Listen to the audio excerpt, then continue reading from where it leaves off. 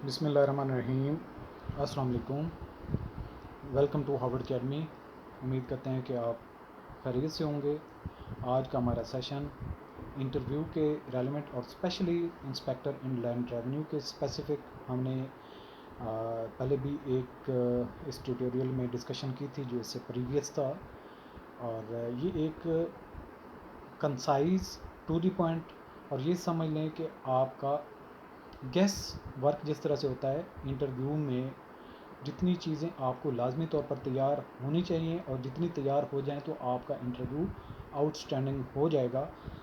तो इस हवाले से ये हमने कोर्स डिज़ाइन किया है और इसमें हर इम्पॉर्टेंट पार्ट को, तकरीबन 5 इसके पार्ट हैं, और पहला पार्ट जिसको हम फोकस किए हुए हैं, ये फोकस कर रहे हैं, वो है जॉब स्पेसिफिक क्वेश्चंस। तरीक़ेकार हमारा ये होगा कि एक जो क्वेश्चन है, लाइक जिस तरह से हमारा है कि what strategies would you use to recover arrears from taxpayers. तो ये टॉपिक आता है हमारा, ये मेन जॉब रिलेटेड क्वेश्चंस हैं। और दूसरा जो टॉपिक होगा वो है recovery out of arrears current demand.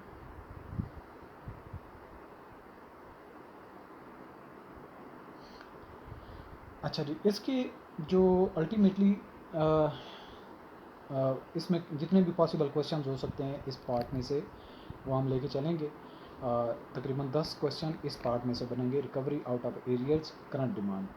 So ये पहला क्वेश्चन है हमारा, what strategies would you use to recover arrears from taxpayer. तो ये पहला हमारा क्वेश्चन है, तो इसको हम पहले लॉन्ग फॉर्म में अंडरस्टैंड करेंगे कि ओवरऑल ये सिचुएशन है कैसी। जब आप रिकवरी करते हैं टैक्स पेयर से तो क्या तरीक़ेकार होना चाहिए, और लास्ट तक आप इस वीडियो को देखें भी लाजमी तौर पर, आपको आइडिया हो जाएगा तरीक़ेकार क्या होगा हमारा सीखने का। अगर हम जूम वगैरह पे जाएं तो उसमें आप लोगों का टाइम बहुत वेस्ट होगा। To the point one way communication से आप चीज़ों को अंडरस्टैंड आसानी से कर सकेंगे और जितना ज़रूरी है वो आप अंडरस्टैंड कर सकेंगे। और लास्ट पेज पे जब हम कंक्लूड कर लेंगे इस पूरे टॉपिक को, तो आपका इंटरव्यू में आंसर क्या होना चाहिए शॉर्टली, वो 1 पेज पे भी उसको समराइज़ हमने किया है, ताकि आप इंटरव्यू में जब आंसर कर रहे हों तो कंफ्यूज ना हों, सारा बैकग्राउंड आपके नॉलेज में सारी चीज़ें चल रही हूँ। अगर उससे कोई और सवाल निकलता है तो वो भी डिटेल से जब आपने चीज़ों को गो थ्रू किया होगा तो आप प्रॉपरली सेटिस्फैक्ट्री आंसर कर सकेंगे। सो पहले लॉन्ग उसका एनालिसिस करेंगे, डिटेल में चीज़ों को कवर करेंगे, और उसके बाद आपका इंटरव्यू में इस पूरे सिनेरियो बेस्ड आंसर क्या होना चाहिए वो भी कवर करेंगे। अच्छा जी, ये तो क्वेश्चन आपने अंडरस्टैंड कर लिया कि स्ट्रेटजी नहीं है, सिर्फ स्ट्रेटजीज़ हैं। Would you use to recover. अच्छा, यहाँ पे एक और बात आपने समझनी है कि एक इंडिविजुअल के तौर पे, या एक जो फेडरल बोर्ड ऑफ रेवेन्यू है उसमें एक अथॉरिटी भी हो, लेट्स सपोज एक कमिश्नर है, वो तरीक़ेकार को वज़ा नहीं कर सकता। जो तरीक़ेकार होगा उसको नोटिफाई किया जाएगा ऑफिशियल गज़ट में, फेडरल बोर्ड ऑफ रेवेन्यू की जो भी स्ट्रेटजी होगी। लेकिन अल्टीमेटली तरीक़ाकार क्या होना चाहिए एरियर्स को रिकवर करने के लिए, जो आपने टैक्स पेयर से, अल्टीमेटली एफबीआर का फंक्शन ही ये है कि टैक्स कलेक्ट करना टैक्स पेयर से। किन के ज़रिए से? वो ह्यूमन रिसोर्स जो ऑफिसर्स भी हैं, इसके अलावा स्टाफ भी है, बहुत सारी एक मशीनरी है जो काम कर रही होती है। तो तरीक़ाकार क्या होता है, जब आपने किसी से पैसा लेना हो, लाइक बैंक कोई लोन लेता है एक क्लाइंट, तो उससे रिकवरी का तरीक़ाकार क्या होता है उसको माइंड में रखें। तो इसी तरीके से आप जब फेडरल बोर्ड ऑफ रेवेन्यू के एक एम्प्लॉई हो जाएंगे, आप एक उसके ऑफिसर बन जाएंगे, तो आप फेडरल बोर्ड ऑफ रेवेन्यू का एक हिस्सा हैं। जितने ज़्यादा आप एरियर्स, जितने आप ज़्यादा टैक्सेस कलेक्ट करेंगे उतनी ही परफॉर्मेंस अच्छी होगी, और आपका फंक्शन भी टैक्स कलेक्ट करना ही होगा। तो सबसे पहले तो हमें पता होना चाहिए कि एक इंडिविजुअल का टैक्स बनता कितना है। अगर वो टाइम से पे कर रहा है वेल एंड गुड, अगर नहीं पे कर रहा तो आप उसको पहले डिटेक्ट कैसे करेंगे कि कौन ऐसा फ़र्द है, कौन ऐसा टैक्स पेयर है जिसकी लाइबिलिटी बनती थी टैक्स के हवाले से लेकिन वो पे नहीं कर रहा। तो जो लाइबिलिटी बनती है और पे नहीं करता, जो ड्यू डेट होती है, तो जो बाद में वो हम उसको परसू करते हैं तो वो एरियर की मद में चला जाता है, क्योंकि जो उसकी करंट लाइबिलिटी थी वो उसने पे नहीं की, और अब उसके वो वाजिबुल अदा एरियर्स में चला जाएगा।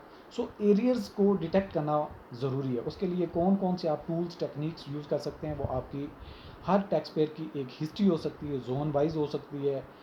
जोन लेट्स सपोज 10 जोन है और एक जोन में हर जोन में से 1 करोड़ रिकवरी हो रही है हर महीने की बेसिस पे। अगर सेल्स टैक्स की बात करें या इनकम टैक्स की बात करें तो एक पूरे साल में।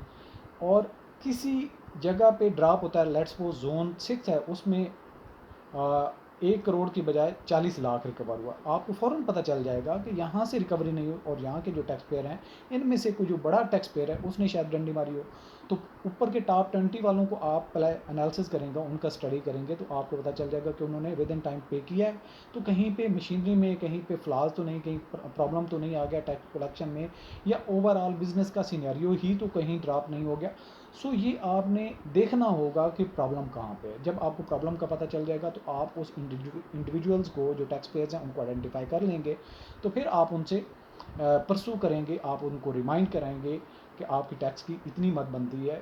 उसको ईमेल करते हैं, उसको जो भी उसका पॉइंट ऑफ कांटेक्ट पर्सन है उससे कांटेक्ट करते हैं कि आपका जो टैक्स पेयर है या जो आपका प्रिंसिपल है उसने टैक्स पे नहीं किया हुआ, तो आप इसको कब टैक्स पे कर रहे हैं, तो आप उसको रिमाइंडर करवाते हैं। फिर उसके साथ अगर उसको टैक्स पे करने में प्रॉब्लम आ रहा है, लेट्स सपोज बैंकक्रप्ट हो चुका है, तो आप उसके बैंक अकाउंट्स कितने हैं, कहाँ पे हैं, उनको परसू कर सकते हैं। उसके कहीं इन्वेस्टमेंट है शेयर्स वगैरह में या कोई और कंपनी वगैरह, तो उसको आप परसू कर सकते हैं। ये इंटरकनेक्टेड सिस्टम्स हैं जो गवर्नमेंट के इदारे हैं, उनके आप सहारा ले सकते हैं, हेल्प ले सकते हैं। इसी तरह से जो बैंक हैं उनसे हेल्प ले सकते हैं, किसी के जो एसेट्स हैं उनको सीज कर सकते हैं। तो मुख्तलिफ मैकेनिज़म्स हैं।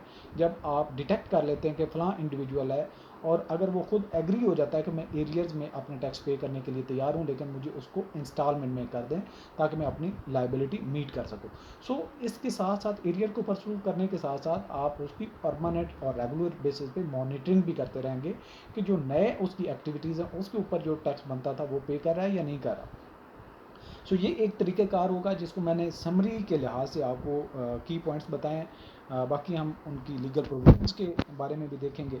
तो क्वेश्चन हमारा ये है, और recovering arrears from taxpayer under the Sales Tax Act. दो ही हैं हमारा, सेल्स टैक्स है मेन टैक्स के हवाले से, और दूसरा है इनकम टैक्स ऑर्डिनेंस इसके हवाले से। अगर एक्साइज ड्यूटी, अगर कोई एक्साइज के मामलात में इन्वॉल्व है तब होता है, लेकिन हम टैक्स की बात जब कर रहे हैं तो सेल्स टैक्स है। और Income Tax Ordinance 2000 requires a strategic approach that is legally sound. Legally sound होना चाहिए, किसी पे दोस्त तपड़ नहीं करनी, किसी को इतना नहीं करना कि आपके कानून के दायरा कार से बाहर निकल जाएं, और इफ़ेक्टिव भी तरीक़ेकार होना चाहिए। और ये कम्प्रिहेंसिव स्ट्रेटजी क्या हो सकती है, इसका हम अहाता करते हैं। अब सबसे पहले तो है नंबर 1 पे आइडेंटिफिकेशन एंड असेसमेंट। पहले आइडेंटिफाई तो करें कि कौन है जो टैक्स नहीं पे कर रहा, और उसकी फिर असेसमेंट करें कि उसने कितना टैक्स पे किया है और कितने उसके एरियर्स हैं जो उसने पे नहीं किया। इसके लिए ज़रूरी है कि डाटा एनालिसिस करें और टैक्स पेयर की जो प्रोफाइल है उनको आप स्क्रूटनी करें। इसके लिए तरीक़ेकार क्या होगा, यूज़ डाटा एनालिटिक्स। ये मॉडर्न डाटा साइंस है पूरी, जिसमें आप डाटा डालते हैं, जो आपके पास अवेलेबल होता है वो आपको बताता है कहाँ पे प्रॉब्लम आ रहा है। Identify tax payer with outstanding area. जब आपको पता चल जाएगा कि टैक्स पेयर कौन से हैं जो एरियाज जिनके रहते हैं, this includes examining tax record कि एक इंडिविजुअल का टैक्स रिकॉर्ड क्या चलता आ रहा है, 1 साल का, 2 साल का, 3 साल का, वो उसने कितना पे करता आ रहा है, अब उसने एकदम पे क्यों नहीं किया। प्रीवियस उसकी फाइलिंग्स को देखें हैं, और इसके अलावा फाइनेंशियल ट्रांजैक्शन जो बैंक के साथ उसकी चल रही हैं उनको भी लिंक करें। तो आप उसका एनालिसिस करें कि प्रॉब्लम कहाँ पे है। बाकी वो टैक्स पे नहीं कर रहा, या उसकी एक्टिविटीज़ कम हो चुकी हैं, या बिजनेस उसने कोई शट डाउन कर दिया है, या कोई और वजह है। Profile taxpayer based on their payment history, financial stability and amount of arrears. ये सारा कुछ देखने के बाद आप उसकी अमाउंट जो एरियज में बनती है वो आइडेंटिफाई करेंगे। इसके अलावा रिस्क कहाँ पे हो सकता है उसको देखें कि कहीं पे उसने टैक्स इवेड करने के लिए जो डॉक्यूमेंटेशन कहीं है वहाँ पे तो नहीं प्रॉब्लम, और नॉर्मली लोगों के अंदर ट्रेंड क्या है, उन ट्रेंड की बेसिस पे उन चीज़ों को आप इवेलुएट करें। जहाँ पे रिस्की एरिया हैं उनको देखें, और अल्टीमेटली आपने डिटेक्ट करना है कि कहाँ पे प्रॉब्लम है जिसकी वजह से टैक्स पे नहीं किया गया, एरियाज पे नहीं हुए। Assess the risk associated with each taxpayer to prioritize recovery efforts. High risk taxpayers with substantial arrears should be given priority. यानी कि वो जहाँ पे रिस्क हाई है और बड़ी अमाउंट में टैक्स पे करना था लेकिन एरियाज में चले गए, उनको पहले आप फॉलो अप करें। यहाँ पे दूसरा स्टेप आपका हो जाएगा, जब आपको पता चल गया कि फ़लाँ फ़लाँ इंडिविजुअल है, टैक्स पेयर है, उसकी इतनी अमाउंट बनती है, तो जो बड़ी अमाउंट वाले हैं उनको आपने देख लिया कि उनको फॉलो करना है, तो आपने अगला स्टेप क्या करना है, जब डिटेक्ट करने के बाद इनिशियली नोटिफाई करें, उनको नोटिफिकेशन भेजें कि भाई आपकी इतनी अमाउंट रहती है, आपने पे नहीं की। नोटिफिकेशन के बाद आप उसको फॉलो अप करें, हर हफ्ते के बाद। पहले आप मंथली बेसिस पे उनको फॉलो अप कर रहे हैं, तो फिर वीकली कर लें, डेली बेसिस पे कर रहे हैं। आप उनके साथ कम्युनिकेट करें। कम्युनिकेट कैसे कर सकते हैं, फ़ोन कॉल भी कर सकते हैं, ईमेल कर सकते हैं, एसएमएस कर सकते हैं, ताकि आप उनसे रिकवरीज कर सकें। इसके अलावा उनसे पेमेंट का प्लान पूछें। ये तीसरे नंबर पे हमारी स्ट्रेटजी आ जाएगी, इंसेंटिव्स एंड नेगोशिएशन। आप उनसे बातचीत करें, उसको जो पेमेंट सूट करती है तरीक़ेकार, उसके मुताबिक उसको ले जाएं। पेमेंट प्लान अगर वो खुद से डिज़ाइन करके देता है कि जी मैं मंथली बेसिस पे, मैं शुरू में फ़ौरन से इतनी पेमेंट कर रहा हूँ, हाफ पेमेंट कर रहा हूँ, बाकी रिमेनिंग की मेरी इंस्टॉलमेंट कर दें, तो मैं ये ड्यूज़ जो हैं वो क्लियर करता हूँ, तो आप उसकी कन्वीनियंस के लिए अथॉरिटी से जो तरीक़ेकार है अप्रूवल लेने के बाद करें। इसके अलावा वेवर या जो पेनल्टीज़ उसको हैं, वो अगर रिक्वेस्ट करता है कि मेरे फिनंशियल पोजीशन ऐसी है, मेरे ऊपर जो पेनल्टीज़ आप डालते जा रहे हैं, इससे मेरी लाइबिलिटीज़ बढ़ती जा रही है, मैं मीट नहीं कर रहा, इसलिए मुझे कुछ वेवर दी जाए, या जो पेनल्टीज़ का जो एक तरीक़ेकार है उसको आप ऐड ऑन ना करें, बल्कि आप इंस्टॉलमेंट प्लान बना दें और पेनल्टीज़ को रिमूव करें, वेवर करें, तो जो पॉसिबल हो सके उसको फैसिलिटेट करें। जिस तरह पाकिस्तान के जो अभी हालात चल रहे हैं, हर बंदे के लिए मुश्किल होता है चीज़ों को मैनेज करना, तो उसके लिए आप कन्वीनियंस करें। इसके अलावा सेटलमेंट का जो ऑप्शन वो ऑफ़र करता है, या आप उसको खुद कुछ अच्छा सा ऑप्शन दे दें और नेगोशिएट करें और सेटलमेंट करें, और उससे पेमेंट जितनी हो सकती है रिकवरी करें एज सुन एज पॉसिबल। अब अगर इन पूरे जो तरीक़ेकार है, जो अब तक हमने बात की, सॉफ्ट स्टेप्स हैं, वो अगर फॉलो करने के बाद भी कोई खातिर खा नताइज अखज़ नहीं हो रहा है, तो आप थोड़ा सा हार्ड हो जाएंगे। अब चौथे स्टेप पे है एनफोर्समेंट के एक्शन है। आप उसके बैंक के अकाउंट फ्रीज कर सकते हैं। ये जो आपका टैक्स पेयर्स के हवाले से कवानीन है, यानी कि सेल्स टैक्स की अगर बात करें तो सेक्शन 48 आपको ऑथराइज़ करता है। इसके अलावा अगर हम इनकम टैक्स ऑर्डिनेंस 2001 की बात करते हैं, सेक्शन 140 आपको ऑथराइज़ करता है कि किसी के बैंक अकाउंट को फ्रीज़ कर दें, ताकि वो मजबूरन जो है वो पे करे। इसके अलावा गार्निशमेंट ऑफ वेजेस, कहीं से उसकी और इनकम आ रही है, या कहीं पे वो उसके और रेवेन्यूज़ हैं बैंक के ज़रिए से रिसीव हो रहे हैं, तो आप उनकी रिकवरीज़ को जो टैक्स के एरियर्स हैं उनमें एडजस्ट कर लें, क्योंकि जब गवर्नमेंट कोई नोटिफाई करती है या कोई ऑर्डर करती है किसी बैंक वगैरह को, तो बैंक मजबूरन उन चीज़ों को फॉलो करता है। इसके अलावा इन्फोर्समेंट का ऑप्शन थर्ड जो है वो सीजर ऑफ एसेट्स है। जो उसके एसेट्स हैं, कार है, बंगला है, उसकी बिज़नेस प्रॉपर्टीज़ हैं, या कोई भी जो कंपनी वगैरह, उसको आप कोर्ट में ले जाएं, ट्राइब्यूनल से फ़ैसला लें, और वहाँ से जब फैसला आ जाए तो उसके एसेट्स को सीज़ कर सकते हैं, लेकिन कानून का दामन आपने हाथ से नहीं छोड़ना। इसके अलावा लीगल प्रोसीडिंग्स हैं, यानी कि उसको कानूनी तौर पे फॉलो करें। कोर्ट में ट्राइब्यूनल की तरफ मामलात हैं, डिफ़ॉल्टर होने की जो नतायज हो सकते हैं, उसकी तरफ उसको थ्रेट करें, तो अल्टीमेटली वो किसी न किसी जगह पे आपको पे करना शुरू करेगा, या फिर अल्टीमेटली आप उससे रिकवरी करने की पोजीशन में चले जाएंगे, लेकिन आपको लीगल जो स्टेप्स हैं वो भी लेने होंगे। 5वें नंबर पे कोलैबोरेशन विद अदर एजेंसीज। और कौन सी एजेंसीज है? Coordination with financial institution, in bank वगैरह या ईसीपी वगैरह, वो सारे आते हैं, उनके साथ लिजॉन करें। इसके अलावा जो इन्फॉर्मेशन है उनकी ईसीपी एसईसीपी के साथ उससे इन्फॉर्मेशन लें, कहीं और उसकी इन्वेस्टमेंट है तो वहाँ से उसके कितने रिटर्न्स आ रहे हैं, वो किस अकाउंट में जा रहे हैं, उनसे वो पूछने के बाद भी उस बैंक को भी आप लिख सकते हैं और रिकवरी कर सकते हैं। इसके अलावा छठे नंबर पे क्या है, लोगों को एक फ़र्ज शनासी की अवेयरनेस और एजुकेशन करने की ज़रूरत है। लोगों को बताएं, कैंपेन चलाएं कि नॉन टैक्स पेमेंट की नताइज कितने बुरे हो सकते हैं, और कौन कौन से जो इंसेंटिव्स होते हैं एक टैक्स पेयर को, वो आप टैक्स पे करने के बाद अवेल कर सकते हैं। तो आप उनको परसू करने के लिए साथ साथ में एक अच्छे शहरी के साथ साथ उनको एक जो लीगल एक टूल्स हैं उनका भी अवेयरनेस दें, ताकि लोगों को जो है वो बिल्कुल छुप छुपा के ऐसे काम ना करें, बल्कि टैक्स फ्रॉड हो या कोई भी ऐसी एक्टिविटी वो ना करें। इसके अलावा जो टैक्स पेयर हैं उनको एजुकेट करें, तरीक़ेकार क्या होता है टैक्स पे करने का। अगर कहीं पे कोई प्रॉब्लम आती है तो गवर्नमेंट से कांटेक्ट करने के लिए, या एफबीआर है उनके जो है वो किस तरीके से आप उनको कांटेक्ट करके हेल्प ले सकते हैं और टैक्स पे कर सकते हैं। इसके अलावा रेगुलर उनका ऑडिट करें, परसू करें, मॉनिटरिंग करें, ताकि जो उनकी फ्यूचर में लाइबिलिटीज़ इंक्रीज़ हो रही हैं वो भी टाइमली मीट करते रहें। एक तो एरियर पे करेंगे, साथ में जो करंट लाइबिलिटीज़ हैं वो भी पे करते रहें। इसके अलावा जो परफॉर्मेंस मैट्रिक्स हैं उनको भी चेक करते रहें, वेरीफाई करते रहें। जैसे जैसे किसी का बिजनेस ग्रो हो रहा है, क्या वो टैक्स उस हवाले से उतना पे कर रहा है या नहीं कर रहा, तो ये भी आपने देखना है, जिससे मॉनिटरिंग करने से टैक्स की कलेक्शन ज़्यादा हो सकती है। अब लीगल फ्रेमवर्क है कि कानून क्या कहता है। एक तो हमारे पास सेल्स टैक्स एक्ट 1990 है, सेल्स टैक्स की लाइबिलिटी जो उसको पूरी करनी है, सेक्शन 48 बताता है powers of the tax authorities to recover arrears including attachment of property and bank accounts. दूसरे नंबर पे सेक्शन 49 बताता है procedure for recovery through the sale of property.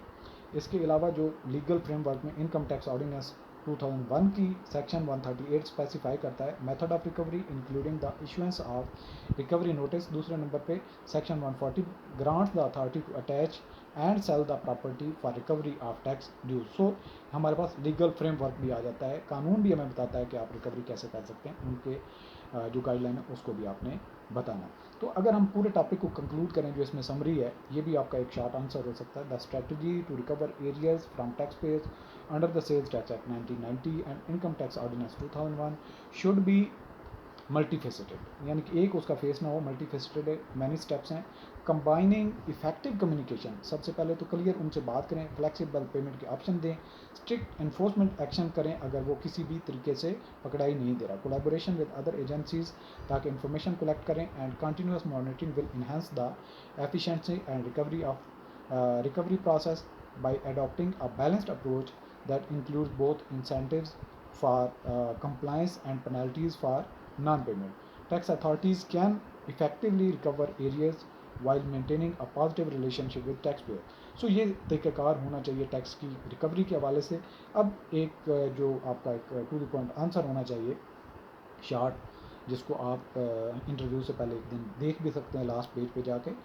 To recover arrears under the Sales Tax Act 1990 and Income Tax Ordinance 2001 start by analyzing data to identify and prioritize taxpayer based on the amount of sent formal notices, followed by calls or emails to ensure understanding, offer flexible payment plans and waive penalties to encourage prompt payments, use legal provisions to freeze bank accounts, garnish wages, and seize assets, initiate court cases against chronic defaulters if any, collaborative with financial institutions and government agencies for asset information, educate the public on tax compliance through awareness campaigns, and provide resources to help taxpayers understand their obligations, conduct regular audits, and establish performance metrics to evaluate and adjust strategies.